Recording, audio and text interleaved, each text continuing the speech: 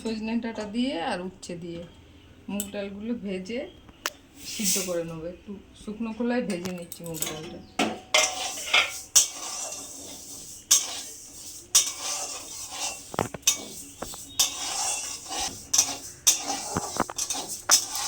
ডালগুলো ভাজা হয়ে গেছে, এবার ধুয়ে নেবো, জল দিয়ে দেবো সিদ্ধ হওয়ার জন্য।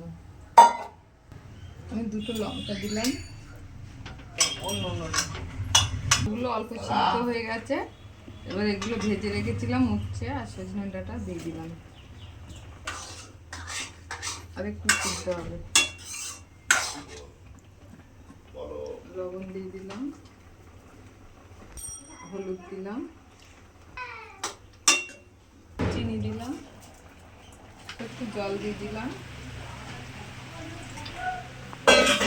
ডাঁটাগুলো সিদ্ধ হবে, তারপর সম্বার দেবো।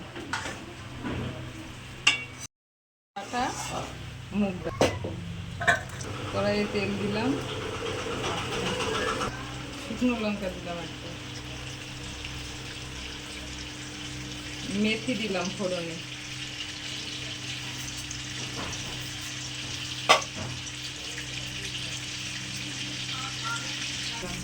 দুটো, একটু আদা দিলাম,